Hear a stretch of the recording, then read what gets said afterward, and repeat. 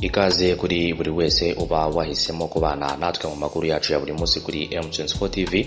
Reka nongere mbifurize kugira intangiriro nziza z'ukwezi kwa 12 ndetse no kuzagusoza mu mahoro kuri buri muntu uwo ari we wese uba wagiye abana natwe mu makuru yacu ya buri munsi tuba twabateguriye tugenda tubagezaho. Ntabwo nakwibagirwa gushima kandi buri muntu uwo ari we wese uba wagize uruhare wakoze kuri subscribe ndetse akanakirika kukazogera kugira ngo ajye abona amakuru yacu gatanu kuri gatanu ko tumaze kuyatereka kuri channel namwe turabashimira cyane. Tujye kurebera hamwe byinshi bigiye bitandukanye bikomeje kugenda bivugwa muri RNC. Ngira ngo rero iri huriro nyarwanda rigizwe na bamwe mu barwanya ubutegetsi bw'u Rwanda rikomeje kugenda rero rigaragaramo amatiku ndetse n'indyane zikomeye cyane muri RNC. Ubu noneho rero ubu tuvugana bikaba yahagaritse bane mu bagize komite nyobozi kubera kwiha ububasha badafite. Ngira ngo rero ibyo tugiye kurebera hamwe muri iyi nkuru nkuko amakuru dukesha ikinyamakuru Rwanda Tribune akomeza kugenda abigaruka. RNC rero ikaba irimo iragenda igaragaza gucika intege ku buryo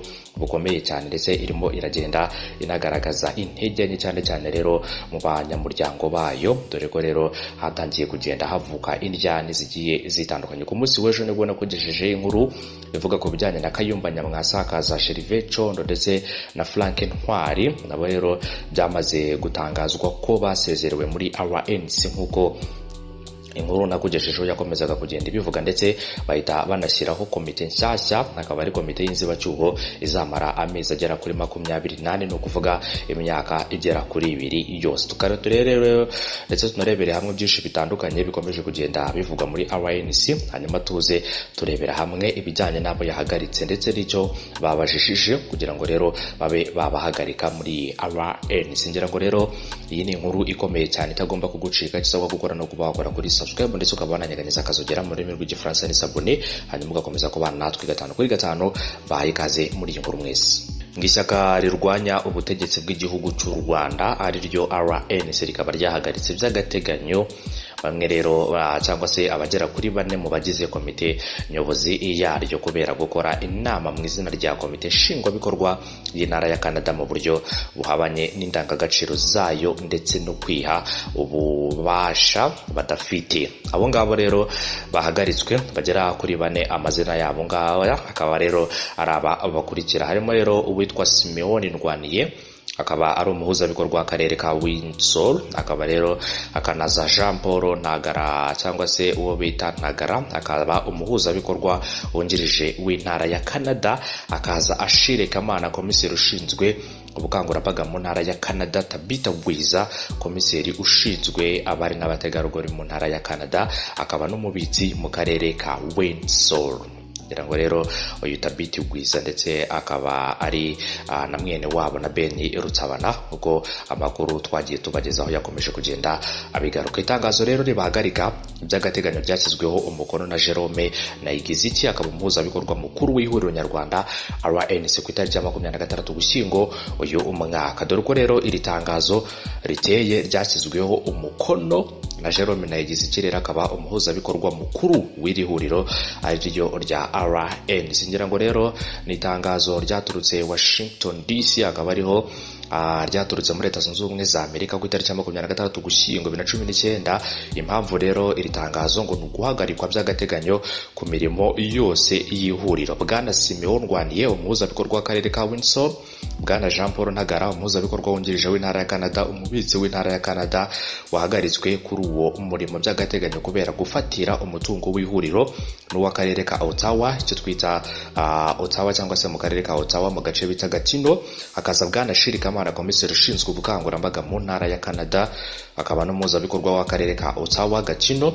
Madamu Tabita Bwiza, komiseri ushinzwe abari n'abategarugori mu ntara ya Canada, akaba n'umubitsi mu karere ka Windsor. Mbandikiye mbamenyesha ko biro ya komite nshingwabikorwa y'ihuriro nyarwanda ari ryo RNC yakiriye inyandiko mvugo y'inama mwakoze uko muri bane ku itariki ya 27 Ugushyingo 2019. Iyo nama rero ikaba yarakozwe mu izina rya komite nshingwabikorwa y'intara ya Canada. Biro nkuriye yasuzumanye ubwitonzi ibikubiye muri iyo nyandiko mvugo, isanga inama mwakoze ihabanye cyane n'amategeko ahamanye n'indangagaciro ihuriro rigenderaho. Inama yanyu rero yihaye ububasha idafite na gato ifata ibyemezo bidahwitse na gato, yiha uburenganzira bwo guhagarika umuhuzabikorwa w'intangarugero kugeza ubu mu maso y'ihuriro muri rusange. Gerekaho rero no kwihanangiriza abayobozi babakuriye ari bo umuhuzabikorwa wungirije wa gatatu ukuriye abahuzabikorwa b'intara zose, akaba anabika cyangwa se anabibangikanyije n'imirimo y'umubitsi mukuru umunyamabanga mukuru w'ihuriro nyarwanda.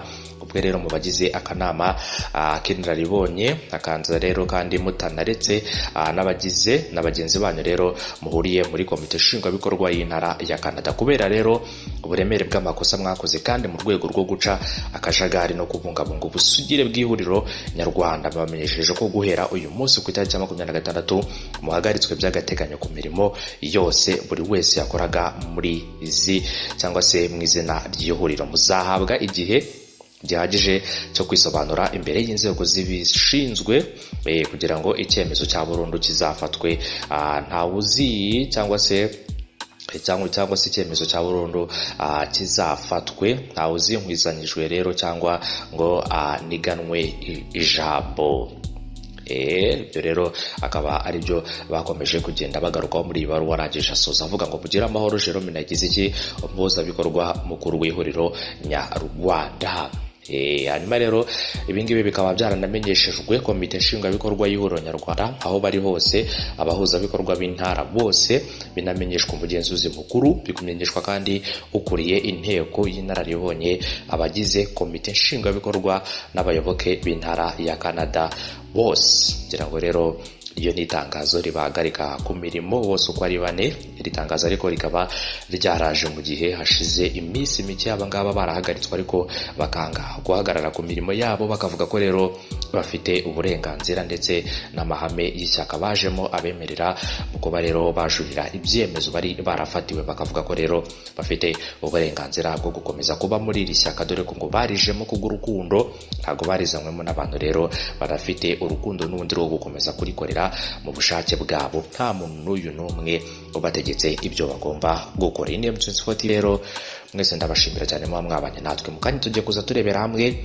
indi nkuru ikomeye cyane yo mu gihugu cy'u Burundi, aho rero ngo igihugu cy'u Burundi gikomeje guhangayikishwa n'intwaro zikomeje guhabwa imbonerakure. Imbonerakure rero akaba ari urwaruka rwano mu gihugu cy'u Burundi, aho rero bakomeje kugenda bakora imyitozo igiye itandukanye.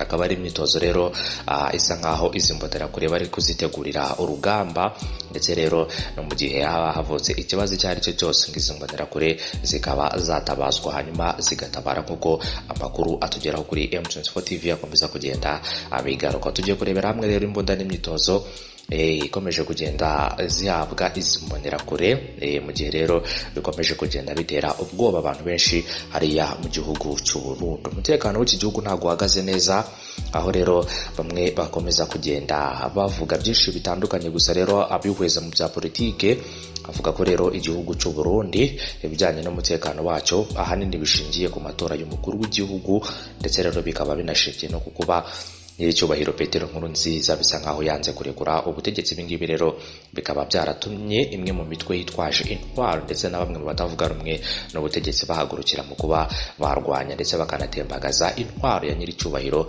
Petero Nkurunziza. Reka mbashimire mugire umunsi mwiza, mugire ibihe byiza, mukomeze kunogerwa na gahunda zacu 5/5. Hanyuma rero mukomeze kugira amahoro aho muherereye hose, mukomeze kugira impera nziza ndetse muzanasoza ku kwezi mu mahoro kuri buri muntu wari we wese. Twatangiranye mu makuru yacu ya buri munsi twagiye tubagezaho, hanyuma n'abandi rero mugenda muduha ibitekerezo n'abagenda batwiyungaho mu minsi uko igenda ihita no kugenda itambuka. Mwese namwe turabashimira ndetse tunabaha ikaze, tunabashishikariza gukomeza kubana natwe 5/5. Ni M24 TV, akaba rero ari televiziyo online kugezaho amakuru agiye atandukanye. Ntabwo biba byoroshye rero ko umuntu ashobora gufata umwanya we agakurikirana inkuru zacu, niyo mpamvu rero abarenga ibihumbi 100 mudukurikirana n'abakurikirana inkuru zacu mwese turabashimira ndabashimira cyane, muri abagaciro, muri abantu bakomeye, mudahari ntabwo twaba duhari. Niyo mpamvu rero ubufasha bwanyu ndetse rero n'ubwitange bwanyu mukomeza kugaragaza mu bikorwa byacu bya buri munsi tubibashimira 5/5. cyane cyane rero buri wese uba wakoze kuri subscribe ndetse akananyeganyeza akazogera, mwese turabashimira cyane, muri abantu bagaciro kuri M24 TV. Aho makuru yacu rero agera ku isi yose, yaba mu karere k'ibiyaga bigari, hirya no hino muri Afrika ndetse no hanze y'umugabane Afrika, namwe turabashimira ndetse tunabashishikariza no gukomeza kubana natwe no mu yandi makuru 5/5. Mugire ibihe byiza, mugire umunsi mwiza, mugire umugoroba mwiza. Abadukurikiranye muri mu masaha y'umugoroba, abadukurikiranye kandi muri mu masaha y'igitondo mu bihugu muherereyemo, namwe mukomeze kugira igitondo cyiza. Inkuru zacu nakagaruka. Bye bye rero, mukomeze kugira ibihe byiza. Nahamuganya rero mu nkuru yo mu gihugu cy'u Burundi twaguteguriye, nayo turaza tukugezaho byinshi bigiye bitandukanye. Mugire umunsi mwiza kuri mwebwe mwese mwabanye natwe, ndabashimiye. Iyi ni M24 TV, inkuru zacu nakagaruka kuri channel yacu. Bye bye, mukomeze kugira ibihe byiza.